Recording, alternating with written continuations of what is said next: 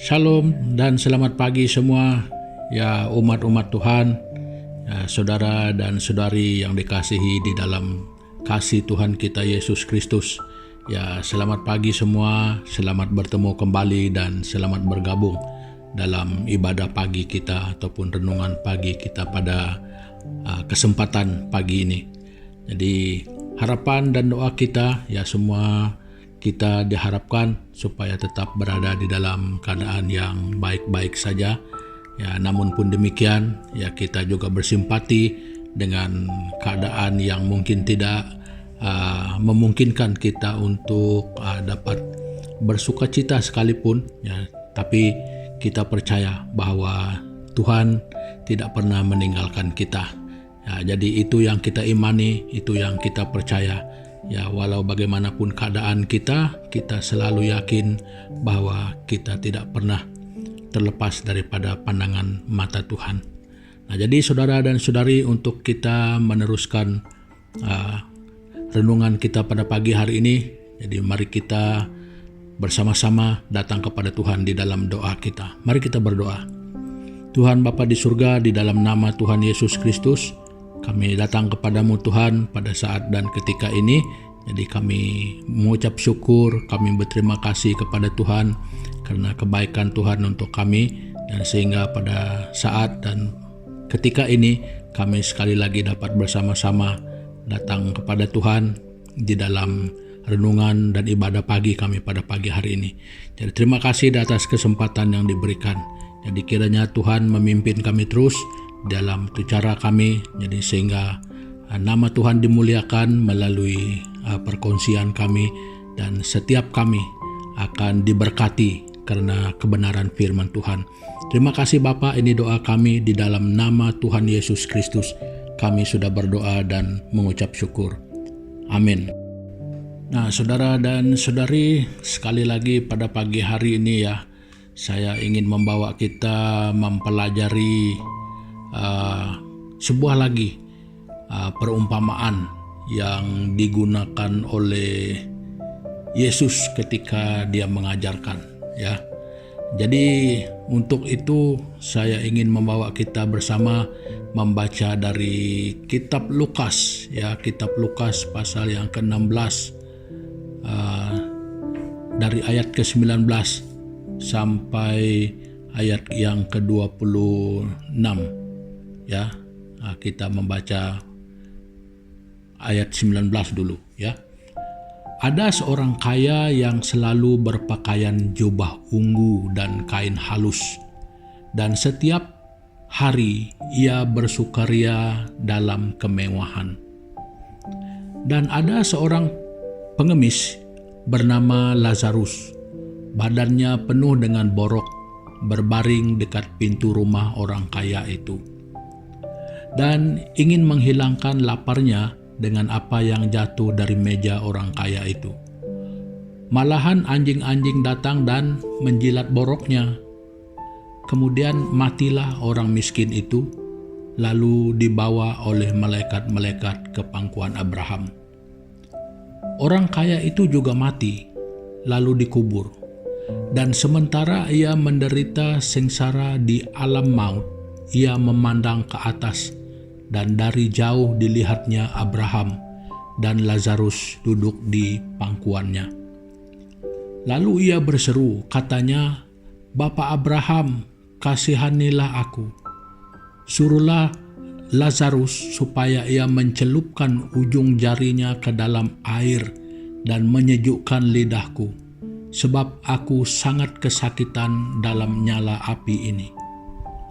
Tetapi Abraham berkata, "Anak, ingatlah bahwa engkau telah menerima segala yang baik sewaktu hidupmu, sedangkan Lazarus segala yang buruk. Sekarang ia mendapat hiburan dan engkau sangat menderita." Ayat 26 yang terakhir ya. "Selain daripada itu, di antara kami dan engkau terbentang jurang yang tak terseberangi, supaya mereka yang mau pergi dari sini kepadamu ataupun mereka yang mau datang dari situ kepada kami tidak dapat menyeberang. Nah, saudara dan saudari, saya tidak menerangkan terperinci tentang perumpamaan ini, tetapi saya ingin memetik pelajaran daripada ini, dan saya sangat yakin dan percaya itu juga tujuan yang Yesus mengajarkan tentang hal ini, ya, karena Dia mau kita mempelajari sesuatu. Nah, jadi mungkin banyak, ya, lebih dari satu pelajaran yang kita dapat ambil dari petikan ini, dari teks yang kita baca. Jadi saya memilih yang paling mudah untuk dimengertikan, ya. Jadi saya membuat ataupun mengangkatkan pelajaran ini sebagai tema renungan kita pada pagi hari ini, yang berbicara begini: miskin harta tak mengapa, jangan kaya dosa. Nah, jadi itu yang paling senang kita mengerti, yang petikan yang ataupun pengajaran yang dapat kita perhatikan dengan lebih mudah, ya, yaitu miskin harta tak mengapa, jangan kaya dosa. Nah, jadi saudara dan saudari semua, inilah kisah orang kaya dengan Lazarus. Ya, ketika di bumi nasib mereka berbeza, dan setelah mati berbeza juga, tetapi menjadi terbalik. Kalau di bumi orang kaya itu senang lenang, ya Lazarus semuanya yang buruk-buruk. Tetapi setelah mati, Lazarus pula yang menikmati kebahagiaan yang kekal. Tetapi orang kaya itu dia menderita kekal. Nah, jadi saudara dan saudari, ada beberapa perkara tentang tema yang kita ingin kongsikan ini, bahwa miskin harta tak mengapa, jangan kaya dosa. Nah, jadi bukan berarti harus menjadi miskin untuk masuk surga, tidak juga begitu, ya. Jadi jangan menyimpulkannya seperti itu, ya. Jadi apa yang kita mau perhati dan pertimbangkan di sini adalah begini: jangan pula miskin harta dan miskin juga iman itu malah menjadi teruk, ya. Nah, jangan pula kaya harta dan kaya juga dosa, itu pun sama juga nasibnya, sama juga akhirnya nanti. Nah, jadi miskin harta dan miskin dosa itu lebih baik. Nah, itu sama artinya miskin harta tak mengapa, tapi jangan kaya dosa. Nah, ada yang lebih baik, ya, kaya harta dan kaya iman. Nah, itu lebih baik. Tetapi yang ini sangat sukar berlaku, ya, sulit berlaku. Hanya sedikit orang, ya, hanya sedikit orang itu yang kaya harta dan kaya iman. Nah, ini tidak banyak orang yang seperti ini. Ya, bukan karena orang kaya itu yang sedikit, tetapi orang yang kaya harta dan kaya iman itu yang sedikit. Kaya harta itu banyak, kaya harta, kaya iman, nah itu yang sedikit. Nah, jadi saudara dan saudari, apa yang kita dapat simpulkan di sini adalah bahwa apa yang lebih baik yang menjadi ukurannya di sana bukan soalnya miskin kayanya kita secara materi ataupun material yang menentukan kita masuk surga. Tetapi ketika kita menyadari kita miskin iman, itu membuat kita akan berjuang untuk memperkayakan iman kita. Nah, itu pertama. Yang kedua, ketika kita sadar bahwa kita sedang kaya di dalam dosa kita, nah itu juga menjadi satu pelajaran supaya kita memiskinkan diri di dalam dosa kita. Jadi maksudnya adalah supaya ketika kita sadar bahwa kehidupan kita itu disekelilingi oleh dosa, ya kita harus mencari jalan keluar. Bermakna jalan keluar dari dosa itu adalah pertobatan. Begitu, ya. Jadi ketika kita menyadari kita miskin iman, kita harus memperkayakan iman kita. Nah, jadi yang diperkayakan di sini adalah iman, yang harus miskin itu adalah dosa. Nah, jadi baik secara material itu tidak terlalu memberi pengaruh kepada menentukan surga neraka bagi kita. Ya, itu sebabnya saya katakan miskin harta itu tidak mengapa, asal jangan kaya dosa. Ya. Jadi secara material itu tidak dapat membuat keputusan apa-apa untuk kita sama ada ke surga dan neraka. Sebab itu semua ketika kita meninggal itu tidak akan pernah dibawa. Coba lihat saja, di mana-mana pun kita melihat, menyadari tentang kematian ini.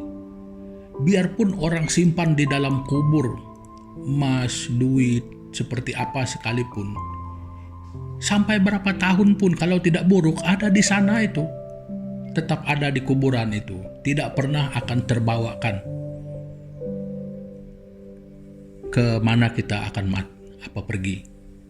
Ya, kalau di neraka itu semua tidak ada di sana. Kalau kita ke surga itu semua juga tidak ada di sana. Nah, jadi saudara dan saudari, materially itu tidak akan membawa impact kepada kita untuk menentukan kita masuk surga dan neraka. Tetapi secara material itu selalu menjadi umpan kepada dosa untuk menjerat kita. Apa sebabnya? Dia kekayaan yang seperti itu kadang-kadang, dan bukan kadang-kadang juga, tetapi seringkali ya, membuatkan orang itu boleh menjadi sombong, boleh membuat kita berpandangan lain terhadap orang lain. Nah, jadi itu bukan salah materi sebenarnya, salah kita yang memiliki materi itu, salah kita yang memiliki harta itu. Ya, bukan salahnya harta. Jadi itu sebabnya saya katakan miskin harta itu tidak mengapa. Jangan kaya dosa. Nah, jangan pula mengharuskan diri untuk jadi miskin terus. Jadi bukan salah untuk menjadi kaya sebenarnya, tetapi kaya dosa itu yang salah. Nah, jadi saudara dan saudari, belajarlah daripada petikan ini dan bagian pembacaan kita ini, ya, bahwa tidak mengapa kita miskin secara material, secara harta. Yang penting kita kaya di dalam iman kita. Jangan kaya dua-dua ya. Nanti kaya dosa juga, kaya harta, itu tidak membawa kita kemana-mana. Maksud saya adalah tidak pernah mengubah neraka menjadi surga. Kaya harta, kaya dosa, neraka juga alamatnya. Kecuali kalau kaya iman, kaya juga harta, ya surga juga akhirnya. Ya, jadi saudara dan saudari, itulah sedikit pelajaran yang saya mau kongsikan bersama dengan kita daripada petikan yang kita baca pada pagi hari ini. Ya, banyak yang lebih mendalam yang bersifat teologisnya di sana. Jadi saya tidak membawakan kita dengan hal yang seperti itu dulu.